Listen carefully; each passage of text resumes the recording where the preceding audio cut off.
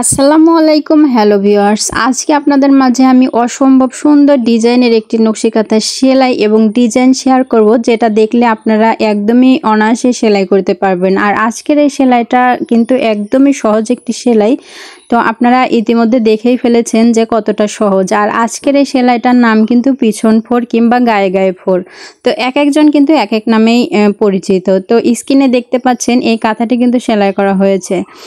তো এই কাঁথাটি কিন্তু একটা পুরাতন শাড়ি কাপড়ের উপরে কিন্তু এই কাঁথাটি জোড়া হয়েছে। যেহেতু নতুন অবস্থায় আমার বাসার পাশে একজন শিখছে, তো ভাবলো যে আসলে এত টাকা দিয়ে কাপড় না কিনে একটা আধা পুরাতন কাপড়ের উপরে আমি শিখি, তো সেজন্যই কিন্তু মূলত এই কাঁথাটি এভাবে জোড়া হয়েছে।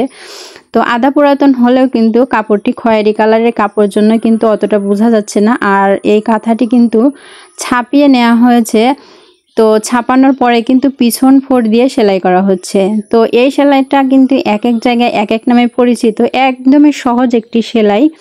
তো আমাদের এখানে কিন্তু পিছন ফোরই বলে, তো এক এক জায়গায় গায়ে গায়ে ফোরও বলে। একদমই সহজ, ঝুরা সেলাই থেকে হালকা একটু ডিফারেন্স। ঝুরা সেলাই সামনে থেকে ফোর উঠাতে হয়, আর এই সেলাইটা পিছন থেকে সামনের দিকে ফোর উঠাতে হয়। তো এটাই শুধুমাত্র পার্থক্য। দেখতে পাচ্ছেন আমি কিন্তু একদমই কাছ থেকে দেখানোর চেষ্টা করলাম, একদমই সহজভাবে কিভাবে ফোরটা উঠানো হচ্ছে সেটা কিন্তু আমি দেখানোর চেষ্টা করছি। যারা নতুন আছেন তারা তো একদমই বুঝতে পারবেন যে কিভাবে ফোরটা উঠানো হচ্ছে। তো এর আগেও কিন্তু আমি এই সেলাইটা দেখিয়েছিলাম। তো এটা যেহেতু নতুন একটা ডিজাইন, তো ভাবলাম আপনাদের মাঝে আমি শেয়ার করি, কারণ প্রতিদিন কিন্তু আপনাদের মাঝে আমি নতুন নতুন ডিজাইনের নকশি কাঁথা সেলাই এবং ডিজাইন শেয়ার করে থাকি। তো যারা নতুন নতুন ডিজাইনের নকশি কাঁথা সেলাই এবং ডিজাইন দেখতে চান, দয়া করে আমার চ্যানেলটি সাবস্ক্রাইব করে পাশে থাকা বেল আইকনটি বাজিয়ে দেবেন, কারণ আমি কিন্তু প্রতিদিন নিত্য নতুন ডিজাইনের নকশি কাঁথার ভিডিও শেয়ার করে থাকি। তো দেখতে পাচ্ছেন কাঁথাটি কিন্তু অনেকটাই সেলাই করা হয়ে গেছে। তো ডিজাইনটা কিন্তু মাশাআল্লাহ অনেক সুন্দর লাগছে। দেখতেই পাচ্ছেন যতটুকু সেলাই করা হয়েছে ততটুকু কিন্তু দেখানোর চেষ্টা করলাম। তো এই সেলাইটা কিন্তু দেখতেই পাচ্ছেন কতটা সুন্দর লাগছে। আসলে যে কোনো কাঁথাই সেলাই করার পরে সেটা কিন্তু দেখতে অনেক ভালো লাগে, তো মনেই হচ্ছে না যে এটা কিন্তু একটা পুরাতন কাপড়।